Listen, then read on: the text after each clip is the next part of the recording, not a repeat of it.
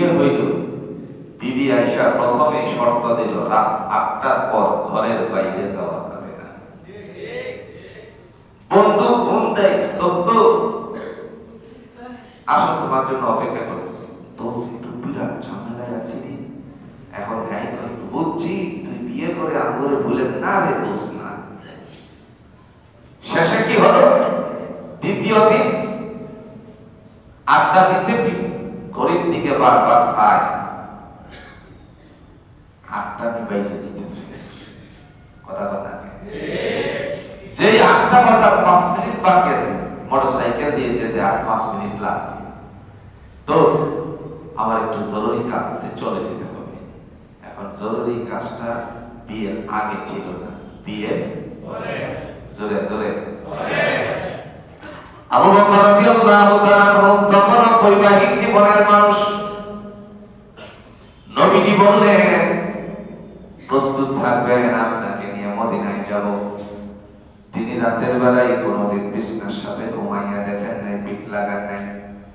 এই কারণে আল্লাহ রাব্বুল আলামিনের হাবিব বলেন, পৃথিবীর সমস্ত মানুষের আমল যদি এক পাল্লায় উঠানো হয়, আর আমার আবু বকরের আমল যদি এক পাল্লায় উঠানো হয়, আমার আবু বকরের আমলের পাল্লাটা আল্লাহ ভারী করে দিবেন। একেবারে বন্ধু, প্রিয় ভাইরা আমার, মহান আল্লাহ রাব্বুল আলামিনের হাবিব ডাক দিয়ে বলেন, রমজান মাস আসার সাথে সাথে তোমার মুখটার মধ্যে সেলাইতে হবে গালিবিহীন। তার কারণ হলো গালি দিয়ে যদি রোজা রাখো, কেউ কেউ বলেন সেটা হলো হালকা হবে। আল্লাহর কোরআন সূরাতুন নিসার ৮০ নম্বর আয়াতের ব্যাখ্যা যদি দেখা হয়, নবীর হুকুম না মানার কারণে তার রোজা কদ্দুর হবে আল্লাহ ছাড়া কেউ জানে না। ঠিক না বলে?